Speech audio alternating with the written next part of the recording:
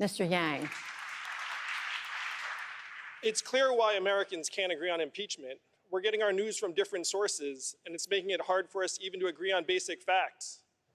Congressional approval rating, last I checked, was something like 17%, and Americans don't trust the media networks to tell them the truth. The media networks didn't do us any favors by missing the reason why Donald Trump became our president in the first place. If you turn on cable network news today, you would think he's our president because of some combination of Russia, racism, Facebook, Hillary Clinton, and emails all mixed together. But Americans around the country know different. We blasted away 4 million manufacturing jobs that were primarily based in Ohio, Michigan, Pennsylvania, Wisconsin, Missouri. I just left Iowa. We blasted 40,000 manufacturing jobs there.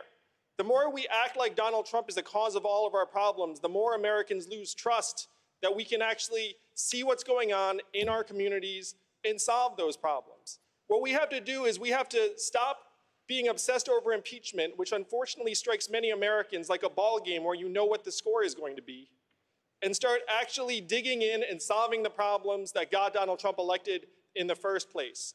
We have to take every opportunity to present a new positive vision for the country, a new way forward to help beat him in 2020, because make no mistake, he'll be there at the ballot box for us to defeat.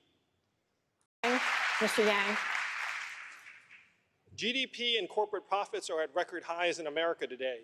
Also at record highs, depression, financial insecurity, student loan debt, even suicides and drug overdoses. It has gotten so bad that our life expectancy as a country has declined for the last 3 years because suicides and drug overdoses have overtaken vehicle deaths for the first time in American history. The fact is, this unemployment rate and GDP have very little relationship with people's lived experience on the ground. If you're a recent college graduate, you have a 40% chance of doing a job that doesn't require a college degree. That doesn't show up in the headline unemployment rate, nor does all of the families that are working 2 or 3 jobs to get by. Senator Wong. 5 seconds on the issue of nuclear energy. Well, first, we should obviously be paying to relocate Americans away from places that are hit by climate change. We're already doing it. We relocated a town in Louisiana that became uninhabitable because the sea levels rose. And we know that town is not alone. That's playing out in coastal areas around the country. The question is, do you leave that town on its own to fend for itself, or do you come together as a country and say, we need to protect our people from climate change? Part of my plan is literally called Move People to Higher Ground, because that's what we need to do. And that's literal and figurative. Here in California, it's forest fires and forest management. On nuclear power, I agree with the research. We need to have everything on the table in a crisis situation, which this is. Other countries have had success with nuclear power, and the next generation thorium reactors have a wealth of potential. Thorium is not radioactive the way uranium is. It doesn't last as long, and you can't make a weapon out of it. If we're going to innovate our way out of this, as Elizabeth is saying, then we have to have nuclear on the table. Thank you, Mr. Yang. A new question. The Democratic Party relies on Black, Hispanic, and Asian voters, but you are the only candidate of color on the stage tonight, and the entire field remains overwhelmingly white.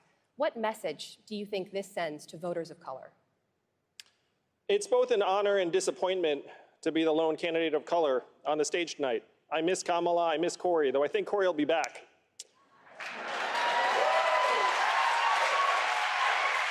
I grew up the son of immigrants, and I had many racial epithets used against me as a kid. But Black and Latinos have something much more powerful working against them than words. They have numbers. The average net worth of a Black household is only 10% that of a white household. For Latinos, it's 12%. If you're a Black woman, you're 320% more likely to die from complications in childbirth. These are the numbers that define race in our country. And the question is, why am I the lone candidate of color on this stage? Fewer than 5% of Americans donate to political campaigns. You know what you need to donate to political campaigns? Disposable income. The way we fix this is we take Martin Luther King's message of a guaranteed minimum income, a freedom dividend of $1,000 a month for all Americans. I guarantee if we had a freedom dividend of $1,000 a month, I would not be the only candidate of color on this stage tonight. Thank you, Mr. Yang. Senator Sanders. I have family in Hong Kong. I spent 4 months there, and seeing what's happening on the streets, it's shocking. They banned face masks in Hong Kong. Why? Because they have AI technology that now is using facial recognition to identify protesters if they so much as do anything on the street, so they can follow up with them and detain them later. This is the rivalry that we have to win where China's concerned. They're in the process of leapfrogging us in AI because they have more data than we do, and their government is subsidizing it to the tune of tens of billions of dollars. I have sat with our leading technologists, and they say they cannot match the Chinese resources. China just produced its first major smartphone that does not have Google apps, and it is now trying to export its technology to the rest of the world. What we have to do is build an international coalition to set technology standards, and then you can bring the Chinese to the table in a very real way, because this is their top priority, and this is where we need to outcompete them and win. Senator Klobuchar. Of course I would. I'm the son of immigrants myself, and I know that Dreamers are essentially Americans in everything but this legal classification.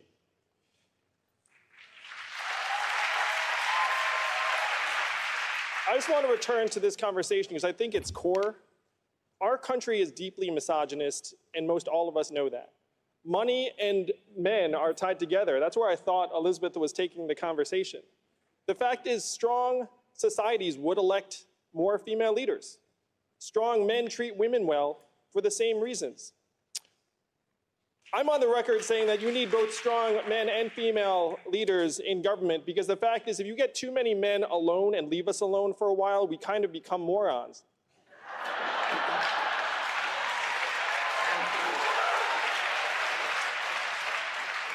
So it's related to our campaign finance rules, because right now the fact is we operate in a fundamentally anti-woman marketplace, and that includes the marketplace for politicians. If we were to put 100 democracy dollars into the hands of every American voter, instead of 5% contributing, you'd see that rate skyrocket to 50 or 60%, and you'd have many, many more women who would run for office because they don't have to go shake the money tree in the wine cave. Thank you, Mr. Could I Yang. address- I'd like to pledge to move on a permanent legislative fix in your first 100 days. Dreamers say that they are frustrated by Democrats' failure to prioritize their status in deal after deal. So why should Dreamers trust Democrats now? I believe everyone on this stage would do the right thing by Dreamers in the first 100 days. I would make it a top priority. I'm the son of immigrants myself. The fact is, almost half of Fortune 500 companies were started by an immigrant or children of immigrants. Immigrants make our country stronger and more dynamic. And immigrants are being scapegoated for issues they have absolutely nothing to do with. If you go to the factory in Michigan, it's not wall-to-wall immigrants, it's wall-to-wall robot arms and machines. We have to send the opposite message of this administration. And as your president, I think I could send a very clear message where if you're considering immigrating to this country, and I'm the president, you would realize my son or daughter can become president of the United States. That's the opposite of the current administration, and that's the message I would love to send to the world. Thank you. And specific steps that the government should take to help integrate these young people into the workforce and into their local communities. I would love it. I have a son with special needs. And to me, special needs is the new normal in this country. How many of you all have a family member or a friend or a neighbor with special needs or autism? If you look around, most hands went up.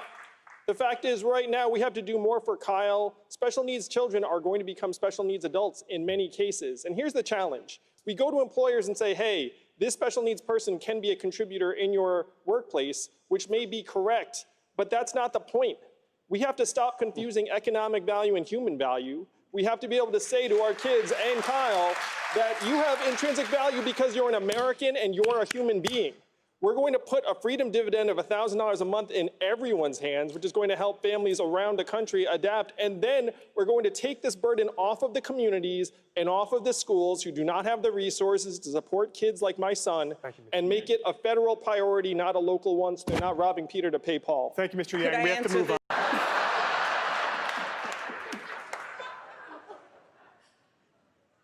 Thank you.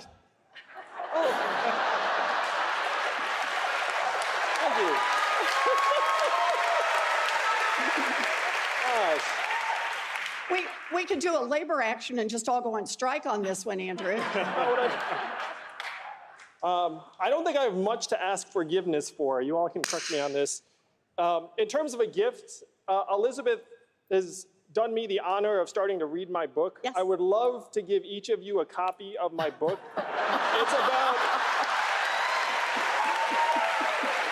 It's about how we're going through the greatest economic transformation in our country's history, the fourth industrial revolution.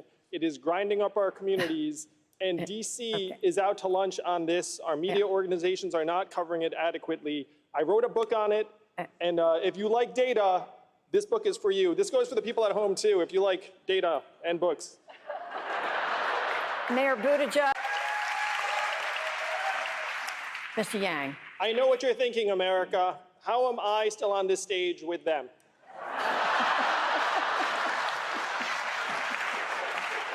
Our campaign is growing all the time because we are laser focused on solving the real problems that got Donald Trump elected in the first place. I spent 7 years helping create thousands of jobs in Detroit, Baltimore, New Orleans, and other cities, serving as an ambassador of entrepreneurship under President Obama. And I saw firsthand what many of you already know.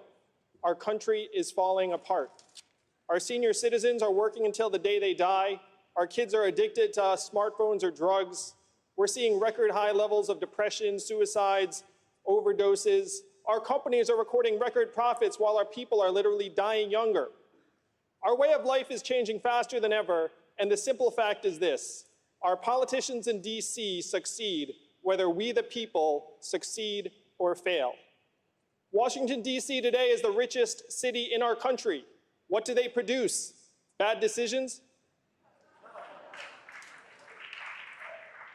We need to get the money out of DC and into your hands, the hands of the American people. Join us at yang2020.com and help us rewrite the rules of the 20th century economy to work for us. Thank you, Senator.